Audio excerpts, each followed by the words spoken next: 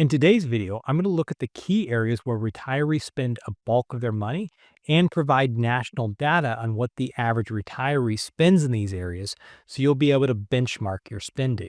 And then I'm going to give you some ways that you can significantly reduce your costs in these areas. And I have good news. It doesn't include eating ramen for every meal, and you can still buy your coffee out. You don't have to make your coffee at home every day. At the end of the day, the success or failure of any retirement plan, really any budget, is spending less than you earn. So if you reduce your spending without reducing your lifestyle, it can allow you to retire without worry. And for some of you, it may allow you to retire sooner than you had originally planned. But first, my name's Kevin Lum. I'm a certified financial planner, and this channel is dedicated to helping 1 million people retire without worry. Now, today I'm doing something I've never done before. I'm a little nervous. I'm going back into the archives and I'm replaying a video I did about a year ago that not a lot of people watched. And so I'm re-releasing it because the topic, cash flow and spending, are vitally important topics when you're planning for retirement. And if you're seeing this video for the second time, I apologize. I'll have fresh content in the very near future. But as I was preparing for the video this week, based on some conversations I'd had with clients, I kept coming back to this video. And so instead of remaking the whole video, I just decided to re-release it. Okay, with that background, let's dive in. According to the Bureau of Labor and Statistics, on average, people ages 65 and older spend about $52,000 a year. The exact number they gave is $52,141, which is about $14,000 less than the general population. Also, they estimate that the average retiree makes about $53,149 after taxes. That means there's only about $1,000 left over in the average retiree household after taxes and expenses, which means margins are really thin. And this is why inflation over the past couple of years has been so painful. When you live on a fixed income with thin margins, an increase in cost for food and transportation and housing and all the other key areas of life that you need to live, it can have a devastating impact. So one of the questions I get a lot is, how much should I plan on spending in retirement? It typically ends up being around 75 to 80% of what you spent before you're retired. One of the other interesting data points was that the average household spends about $66,928, $67,000 to make it easy, before retirement, and $52,141 or $52,000 after retirement, which is about 80% of your pre-retirement expenses, which is almost identical to the estimate I use when developing a retirement plan. Now, of that $52,000, about 80% or 81% is spent in 5 key areas. And this is the bulk of what I want to focus on as we look at how we reduce our cost. But the money is spent in entertainment, food, healthcare, transportation, and housing. That's where the bulk of your money goes. So we're going to walk through these areas and talk about ways that we can save in each area. So let's dive in. So the first category is entertainment. About $240 a month on average is spent on entertainment, about 6% of your expenses. Now, entertainment is a broad category. It includes all kinds of things. It includes fees and admissions and books and pets and education, experiences, the full gamut. Many entertainment options are free or heavily discounted for seniors. Take advantage of those discounts. Don't hesitate to ask for the senior discount. You paid full price for years. You subsidize other people. It's your turn to get a discount. And there are all kinds of options for entertainment. I love using that term. That's just the term the study used. I like to think of it as recreation, things to keep you active, but things like you can audit classes at your local university. The university I went to used to let retirees audit classes for free, and I think they had to pay for the books. Different universities have different policies, but it's way less expensive than being a student who's receiving credit. And it's a great way to learn. It's a great way to be a part of the community. And I remember as a student loving the contribution of some of the retirees in our class because they were people with some wisdom who had experienced some life. One of the worst things in the world is hearing a bunch of 18-year-olds pontificate about things they know nothing about. But to actually have someone in the class who has some life experience and wisdom speaking into some of the topics, it was really helpful. So not only could it be a way for you to expand your knowledge and grow and provide some recreation, but I think also you're giving back. Another thing you can do is there are free days at museums. There's silver sneakers. My in-laws talk about the silver sneakers, which is, if you don't know about it, an incredible program for retirees. to get low cost, if not free, access to recreation centers and gyms. The other thing is your city very possibly will have an adult recreation center or just regular recreation centers and tennis courts and basketball courts and all these pickleball courts now. Every city, it seems like, has a pickleball court now. So there's lots of free things you can do. And then also there are running clubs and hiking clubs and cycling clubs, and many of them are free or have very low expenses. Now, one of my other favorite ways to save money is using the library. Now, I know most of you know about the library, but one of the things I wasn't aware of, that a lot of libraries have a free app called Libby, which my family is obsessed with. You can download Libby and you can check out almost any book. Sometimes you have to wait if it's a really popular book. But you can download almost any book you can think of. You can actually import that book into Kindle or whatever app you use. But also there are a ton of audiobooks on the app, and the app works really well. And so we use Libby all the time to access free books and resources, audiobooks from home. We are a book family. And while I have a hard time curtailing my hard copy book habit, as you can see from behind me, my daughter and my wife love this app. Beyond books, there are so many other things that you can get from the library. You can actually check DVDs out, watch a movie, but they also have access to a streaming app similar to Libby, except it's for streaming movies, kind of like a Netflix, but you can get it free from your local library. I have a list here. Some libraries offer free admission to museums and zoos. They offer musical instruments that you can check out, tools, gadgets. The local libraries in LA offer free parking at state parks. You can go and pick up a pass. They have ukuleles you can pick up. Hiking gear. Our local library has hiking gears, sewing, 3D printing stations, all kinds of stuff.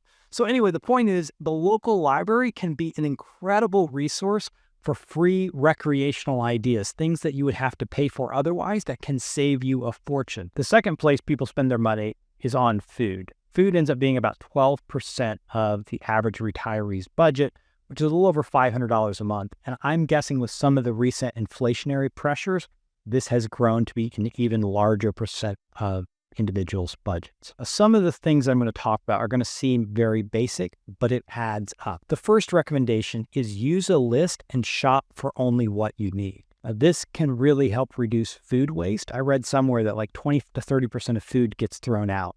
So by using a list and shopping for only what you need, it can really reduce food waste.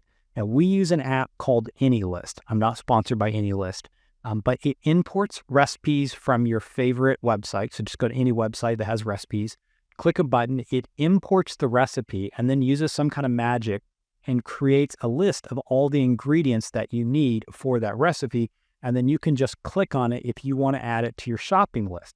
Then they have an integration that actually integrates to some of the online shopping apps that'll help you then just from that shopping list, you can then drop it right into Instacart or some of the other online grocery shopping apps. So it has saved us a fortune in wasted food. And I feel like for the first time, honestly, in nearly 20 years of marriage, we are finally using most of the things that we buy because we are able to go through this app. We have all of our recipes now stored in there. If there's a new recipe that we find online, we just import it. We can also manually input a recipe. We go through, we create a meal plan. There's a meal plan in there. And then we just look through those recipes and say, okay, we have this item, this item, this item. We don't need to order those. We just tap in what we do need. And then we do most of our shopping using Instacart and just have it delivered to us, which is the second way you can save money is using a food delivery service not only allows you to buy from the comfort of your own home, but it also saves you from impulse buying. When I go to the store, I always come back with things that I didn't need. But when I'm just buying online, it helps really reduce those impulse buys because I'm not walking down the aisle being tempted by all these delicious looking things. It really helps to reduce impulse buying. The next strategy, or the third thing that can help reduce your food expenses is buy mainly store brands. It can end up saving you 20 to 25%, or you could use coupons. A lot of times name brands will have coupons. They'll end up being about the same price, if not a bit cheaper. Not all store brands are the same. Some are better than others. I typically find the Whole Foods 365, which is Whole Foods store brand, has some of the highest quality ingredients and also just doesn't have a lot of fillers, so I don't have to read the can. So many other brands, you have to read the can to see what they put in it, but Whole 365 tends to have really competitive prices. The other store that has incredible store brands is Aldi's. If you've never tried out Aldi's store brand, just give it a try. I know it seems cheap and it doesn't seem like a high-end grocery store, but I think Aldi's store brand stands up next to almost anything else, and it's also some of the cheapest food I've found anywhere. So store brands over name brands often will save you a significant amount of money unless you have a coupon. For the next way to reduce your food expenses is to buy your non-perishable staples in bulk from places like Costco. We try to be careful what we buy from Costco, and we actually order a lot of the Costco stuff online because, again, we have trouble with impulse buying. I go into Costco to get a can of peanut butter, and I come out with a down jacket or I don't know, something I did not go in for. But we tend to buy things like canned tomatoes and tomato sauce from Costco because they're non-perishable. We can get a big bulk, get them organic, and it tends to be much less expensive than buying the store brand. And also we found that the Costco brand is very high quality. I wouldn't go to Costco for perishable items. You will end up with way more than you need and you will throw it out. But if you can buy non-perishable things like canned beans, tomato sauce, things like that, I think Costco is a great option. But the next way to reduce your food costs, and this is kind of a no-duh item, but only buy food when you go to the grocery store. Buying other items like home goods or things like that at the grocery store will often be much more expensive than you could purchase those same items for at, say, Walmart or Target or on Amazon. So try to spend money at the grocery store on food items, anything other than food items, and you're often overpaying. Now, the next largest expense for retirees, around 13% or on average $585, is healthcare. Now, this covers a bunch of different healthcare items: prescription drugs, copays, coinsurance, all the things that are not covered by your insurer or by Medicare. So how do you reduce these costs? So the first way to reduce your healthcare cost is buy the Medicare supplement plan or insurance plan that meets your need. Choosing the best Medicare policy once you turn 65 means you want one that includes your preferred doctors and the regular medication that you take and helps you avoid high out-of-network and out-of-pocket costs. Now, one of the things you don't want to do is skimp and save a few pennies, but end up having higher out-of-pocket costs, because those costs are much harder to plan for. And when you're on a fixed income, you don't want lumpy medical spending. The more consistent and predictable it can be, the better. But you also need to consider whether you want access to all the doctors who accept Medicare, as with the original Medicare plan, or whether you want a plan that comes with extra benefits, but a more limited provider network, such as, the different Medicare Advantage plans. Honestly, I could do an entire video on this, and it's quite complicated to choose the right Medicare plan, particularly if you're going to do a Medicare Advantage plan. So you might want to find an agent who can help you compare, an insurance broker, I guess is a better word. Find an insurance broker who is certified to sell as many of the plans as possible or as many as carriers as possible, so they can kind of help you know what the pros and cons of the different options are. And just make sure you have something that covers as much of the out-of-pocket cost as possible on both your healthcare and also on your prescriptions, so you don't have large, lumpy medical expenses. The second place you can reduce your healthcare cost is by purchasing generic drugs. Generic drugs, as a general rule, are just as effective as the name brands, and they're often significantly cheaper. So ask your doctor, do some research, make sure it's as effective. But as a general rule, choosing the generic over the name brand can save you some money. I'm not a doctor. I am way out of my element here. You want to check to some experts on that. So ask your doctor before you, go say the financial guy on YouTube told me to buy generic drugs. That's the complete wrong thing. Third, know your policy thoroughly. Never pay out-of-pocket costs that are covered expenses due to errors. So often people get a bill, they think, this doesn't seem right, but I'm sure it's right. And then they pay this medical bill and they were never supposed to pay it. Doctors and hospitals and insurance companies make mistakes all the time. And one of the best ways to reduce your healthcare cost is just to advocate for yourself. Know what your plan covers. Be on top of it, because often they'll mistype the code, so they'll bill for the wrong thing, and that the service you got could have been covered, but they accidentally put a code in for something that wasn't covered. And so you just have to advocate for yourself and stay on top of it, because people make mistakes all the time. So the next category is transportation. Interestingly, transportation is a larger percentage of the average retiree's budget than even healthcare, almost $600 a month. So there are a number of ways that you can reduce your transportation cost. One of the big expenses for many people is going to be gas. Now, I live in the state of California. Gas is ridiculously expensive, but I had to go get gas today. The station I went to, the Shell was $4.69 a gallon. Across the street, there was a 76, and it was, I think, $5.49, $5.59 a gallon. Almost $1 difference. Both great gas stations directly across from each other. And so you can save a lot of money by just shopping around for a cheaper gas station. There's an app called Gas Buddy that can help you find the cheapest gas station in your area. You have to decide, is it worth it? If the only gas station with a cheaper price is all the way across town, you got to drive 15 to 20 minutes and spend half a gallon of gas to get there. It might not be worth it, but if it's a 5-minute drive, it might be. The other thing that you might want to consider if you do a lot of driving is purchasing an electric vehicle. Right now, there's some incredible tax rebates on electric vehicles. And so if you're doing a lot of driving around town where you can easily recharge, but you are putting a lot of miles in your car, just purchasing one of those over having a gas car may end up almost making the payment with your savings. The second way is by reducing your insurance premiums. The prices for insurance company vary widely. As a financial advisor, I view a lot of clients' insurance policies, and I'm just always shocked at how very similar policies for similar age people and similar driving histories and similar vehicles can really vary fairly widely from company to company. So shop around. You want to use a reputable insurance company. You want to carry enough insurance. One of the worst things you can do is being underinsured, and simply carrying the state minimums is not carrying enough insurance. So don't skimp on having enough insurance coverage, and also don't skimp by going with some shady insurance company that may not pay out. But there are some really great reputable companies that tend to be less. You might think about using an insurance company that charges you by the mile, or at the very least, calling your insurance carrier and say, look, I don't drive anymore. I think I deserve a lower rate, because often they'll ask you, how many miles do you drive? Is this for business or pleasure?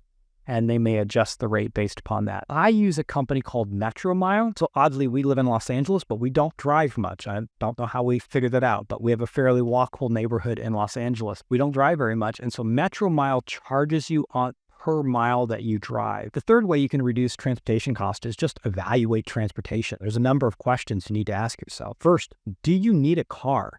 Depending on where you live, you might not need a car. We could almost live our life without a car in Los Angeles. The only thing we really drive to on a regular basis is my daughter's school. And then if you have a fairly walkable life and you can just walk and ride your bike most places, then when you need a car, you can just rent a car. The other question I'd ask is, do you need a second vehicle? So many people have a second vehicle. They don't need a second vehicle, especially if you're retired and are going to be home a lot more. You might be able to get rid of that second car. And then one final idea, and this is not for everyone, trust me, but one thing that some people do is they rent their car out on Turo. It's kind of like an Airbnb, but for cars. I have a client who makes an extra $300, $400, $500 a month just renting his car out on this app. There's insurance on the car. It's fairly safe. You'd need to do some research into it. I don't put my car in Turo, but I have multiple clients and friends who do this, and they all speak fairly highly of it. So if you really want to have a car, but you hardly ever use it, and you want to reduce your transportation cost, maybe look at using Turo to rent your car out. Now, the final category, and this is the largest category for retirees, is housing. It's 36%, $1,500 a month, almost $1,600 a month on average. It's a huge expense. It's a huge expense for retirees, and it's a huge expense for everyone else, and it continues to go up. Housing prices, rent prices are going up across the board. Now, many retirees, many of you watching this, you own your own home, but you know there are still a lot of expenses, your utility expenses, property tax expenses, home upkeep, insurance. I could go on. Something is always going wrong, whether it's you're having to tint your house for termites, which we had to do last week, or the water heater goes out, or the roof starts leaking. Something is always going on. So here are a number of ways you can reduce your housing costs. I'm going to start with the most controversial. In fact, I'm going to guess that 99% of you will want nothing to do with this idea, but it's something that we've done for the past 6 years, and we've had nothing but good experiences. We rent a part of our home out on Airbnb. We've rented a room on Airbnb. Now we rent our back house out on Airbnb. And it's a great way to generate extra income. One of my clients here in Los Angeles, he has a back house. He converted his garage into a little unit, and he makes about $3,000 a month, which is half of his retirement income just on Airbnb. Other people will just rent a room. If you have an extra room in your house, you can, a room with a bathroom, you can kind of create a little private area. You can still live in your house and just rent that room out. Now, I remember when I first rented a house out in our house when we lived in Washington, D.C., and this was before we had kids.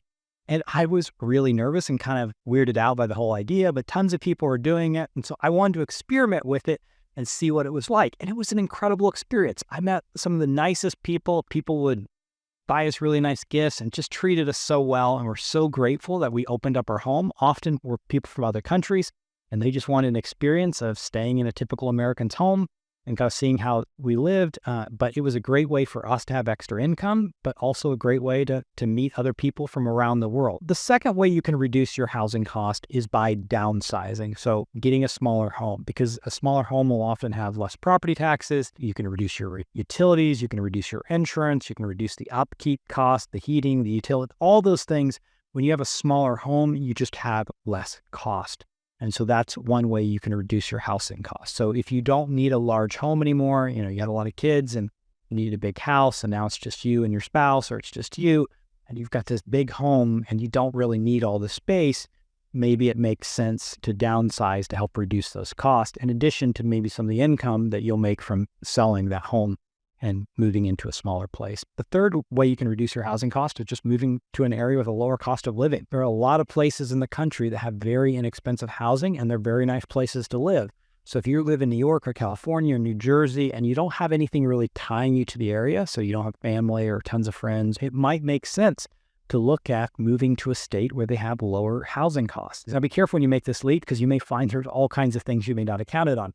For example, you might see a house for $100,000 or $200,000 in Florida and think that's a steal, but look at what it costs to insure a home in Florida because of all their hurricanes. It may make that really inexpensive house more expensive than where you're living now. The other thing that a number of clients are exploring right now is moving internationally. I talked to someone today who's buying a house in Portugal, talked to someone last week who lives in Peru. And so more and more people are exploring moving to other countries, both because there's a great standard of living, but also they're able to really significantly reduce their housing cost. Another way you can reduce your cost is by moving to some sort of planned community, 55 plus community, or a condo, something with an HOA that spreads the upkeep cost across a large group of people. Because if you got a big yard that you're having to take care of, it just takes a lot of time, or it's expensive. All those things that you are spending time and money on could be covered potentially by the homeowners association, although that has its own downside. Another way you can reduce your housing cost is just making your home more energy efficient. There's even some government programs with some tax rebates to help with this.